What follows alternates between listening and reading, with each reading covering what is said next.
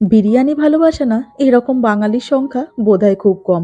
তাই আমরা দেশে বিদেশে যেখানেই থাকি না কেন, হোটেলে বা রেস্টুরেন্টে খেতে গিয়ে সবার আগে বিরিয়ানির খোঁজ করি। ইংল্যান্ডেও একটা দোকান আছে যেখানে খুব ভালো বিরিয়ানি পাওয়া যায়, আর যার দাম শুনলে রীতিমতো চমকে যাবেন। আজকে বিকেলবেলার দিকে আমরা ওই দোকানেই গিয়েছিলাম, তো দোকানের কিছু ভিডিও আর সাথে আমাদের রোজনামচা শেয়ার করলাম আজকের ব্লগের মাধ্যমে। তো নমস্কার, মহুয়াজ ডেলি ব্লগে আরও একবার আপনাদের সবাইকে স্বাগত জানাই।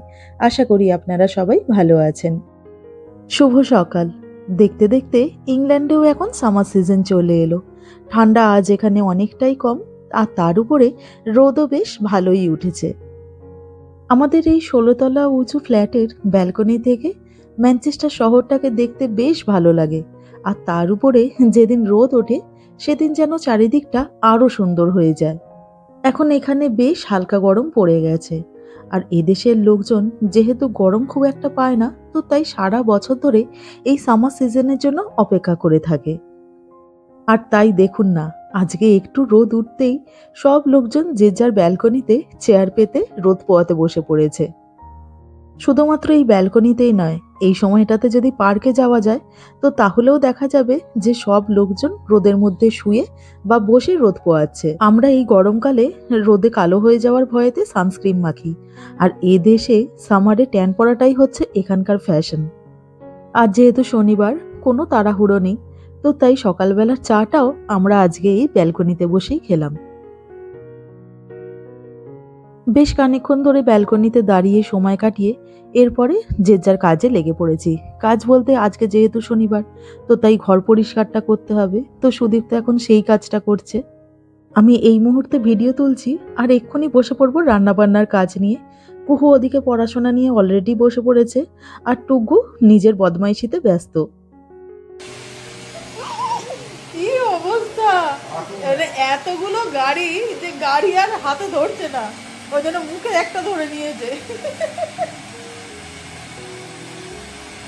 যাও গিয়ে খেলা করো, বাবা পরিষ্কার করছে, তুমি যাও গিয়ে খেলা করো। ঘরে যাও, ঘরে যাও, ঘরে গিয়ে খেলা করো। মামের কাছে বসে, মাম পড়াশোনা করছে, যাও তুমি ওর কাছে যাও। যাও বাবাই। আচ্ছা ঠিক আছে, হয়েছে, যাও। কি হলো এটা ঠান্ডার মধ্যে? এটা কি হলো ভাই? এ রাম, একটা দেব বদমাইশের একটা লিমিট। বাবা চাক করাতে হবে না। চল চল চল চল চল। দুষ্টু ছেলে কোথা গাড়ি। এই দুষ্টুমিটা নতুন শিখেছে, যখনই জলের বোতল দেখবে মাথার মধ্যে জল ঢেলে দিচ্ছে। তো তাই আর কি করব, এখন স্নানটাই করিয়ে নিচ্ছি।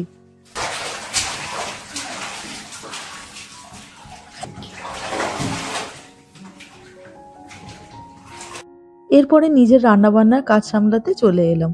আজকে অবশ্য রান্নাবান্না বেশি কিছু করার নেই, এই কয়েকটা সবজি নিয়ে নিয়েছি, ওই বিনস, গাজর, ক্যাপসিকাম আর একটা ফুলকপি নিয়ে নিয়েছি। এগুলোকেই এখন কুচি কুচি করে কেটে নিই, কারণ আজকে দুপুরবেলা একটুখানি মিক্সড ফ্রাইড রাইস টাইপের বানিয়ে নেবো। আর রাতের বেলা বাড়িতে রান্নাবান্না কোনো কিছুই করব না, কারণ আজকে যেখানে বাজার করতে যাব তো সেখানেই একটা দোকানে খুব ভালো বিরিয়ানি পাওয়া যায়, আর অতি অল্প পয়সায়। ওই দোকানে আবার গেলে আগে থেকে ফোন করে দিতে হয়, না হলে একটু দেরি হয়ে গেলেই না বিরিয়ানি সব শেষ হয়ে যায়। তো যাই সুদীপ্তকে বলি দোকানে ফোনটা করে দিতে। কি গো? হ্যাঁ বলো। ব্যস্ত? না বলো। একবার দোকানটা একবার ফোন করে দাও যদি আজকে বিরিয়ানি খাও। কোন দোকান? ও আচ্ছা আচ্ছা, চিতা মিলের দোকানটা। হ্যাঁ হ্যাঁ, করছি। ওখানে তাহলে চারটেই বলে দাও, কারণ ওদের ইয়েটা তো কোয়ান্টিটি একটু কম থাকে, তো ঠিক না আছে, দাঁড়াও দেখছি। না হলে আবার ফিরে আসতে হবে। করছি ফোন।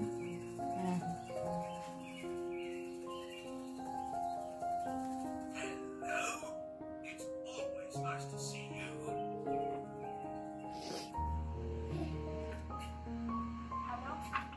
हेलो।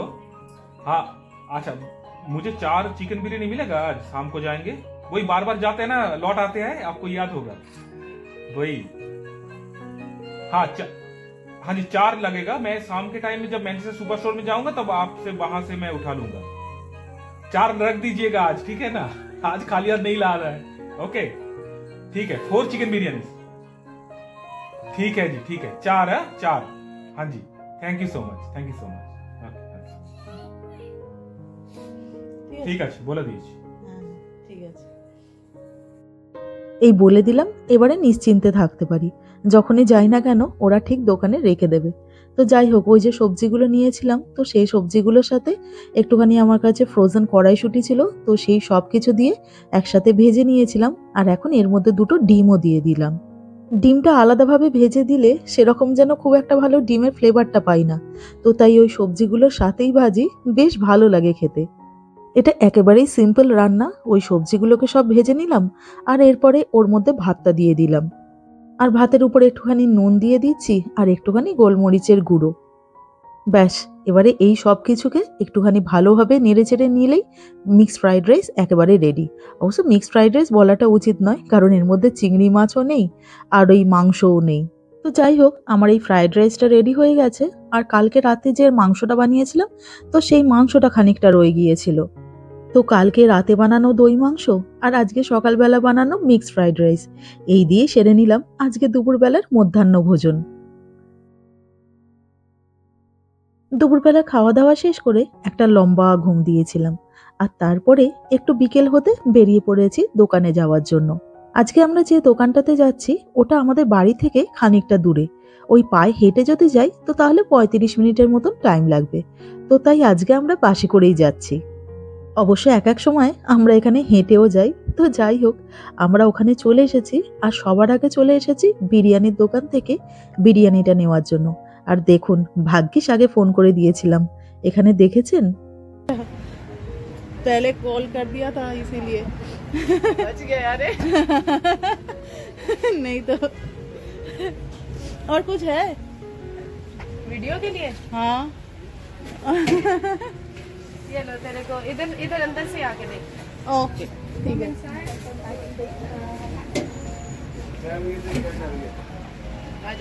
अच्छा, ये कुछ पकोड़ा टाइप का চিকেন পকোড়া চিকেন পকোড়া হচ্ছে। এটা এই যে অলরেডি এখানে করে রাখা আছে। আমরা ফোন করে দিয়েছিলাম, না হলে দেখতে গেলেন বিরিয়ানি পুরো ফাঁকা, কিছু ছিল না।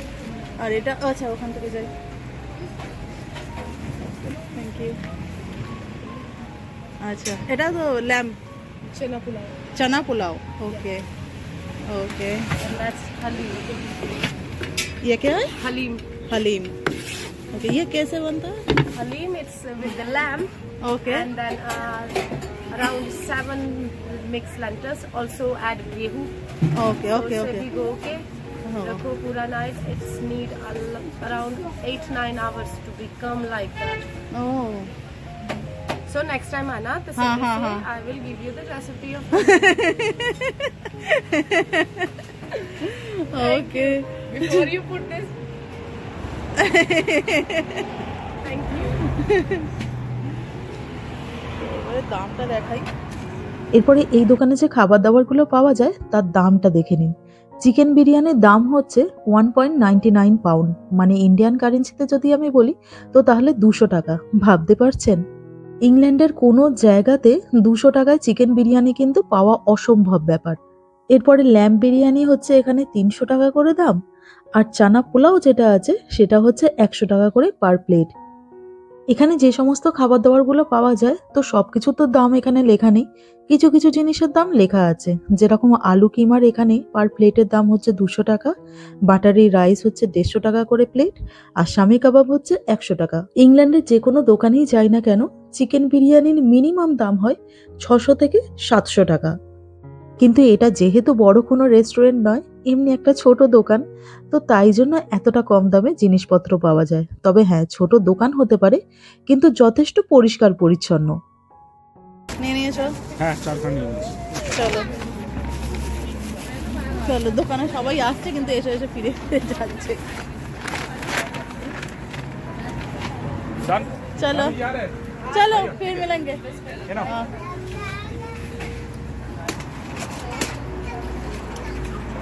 তো ভালো, মানে না বললে অ্যাকচুয়ালি বিরিয়ানি পাবেন। এরপর চলে এসেছি একটা পাকিস্তানি দোকানে আমাদের সাপ্তাহিক বাজারটা করার জন্য। যেহেতু আজকে আমাদের এখান থেকে চাল নিতে হবে, তেল নিতে হবে, তো তাই জন্য এই দোকানে এলাম। এই সমস্ত পাকিস্তানি বা বাংলাদেশি দোকানগুলোতে এলে আমাদের পরিচিত জিনিসপত্রগুলোকে দেখতে পাই। ওই যেমন দেখুন, পিছনের দিকে টাটা সল্ট রাখা আছে, যদিও এখানে দাম অনেকটাই বেশি। এই দোকানটাতে ফল ভীষণ সস্তায় পাওয়া যায়। দোকানে ঢুকতেই সবার আগে এই আপেলগুলো চোখে পড়েছিল। এই লাল আপেলগুলো ভীষণ মিষ্টি হয় আর দামটাও ছিল যথেষ্ট কম। 1 কেজির দাম ছিল 200 টাকা। তো তাই আমি ওই 1.5 কেজির মতন বা 1 কেজির মতন যাই হোক হবে, তো ওই আন্দাজ মতন একটুখানি নিয়ে নিলাম। এরপরে চালটা কিনতে চলে এসেছি। তো আমরা যে চালটা খাই, মানে এমনি সাধারণ দিনে ডাল ভাতের সাথে যে চালটা খাই, তো সেই চালটা আজকে আর দেখতে পাই। কিন্তু এত দূরে এসে খালি হাতে তো আর ফিরে যাব না। তো তাই ভাবছি একটা বাসমতি চালেরই প্যাকেট কিনে নেবো। আর চালের সাথে সাথে তেল বা আমাদের যে সমস্ত মশলাপাতির দরকার ছিল, তো সেই সমস্ত মশলাপাতি এখানে ছাড়া এমনি কোনো ব্রিটিশ দোকানে তো পাবো না। তো তাই জন্য এখান থেকে সবকিছু কিনে নিয়েছিলাম। 4টে ম্যাগি নিয়ে নিলে হ্যাঁ কত? 99 পেন্স, বাহ, 29 ইচ। এখান থেকে কোনো কিছু নেবার আছে? না কম দামে কিছু নেই। না ভেতর দিকে না না, ওই এমনি কোনো কিছু লাগবে না আমার। কি করব, এত বাসন কোসন আছে, আর দরকার নেই, ছেড়ে দাও।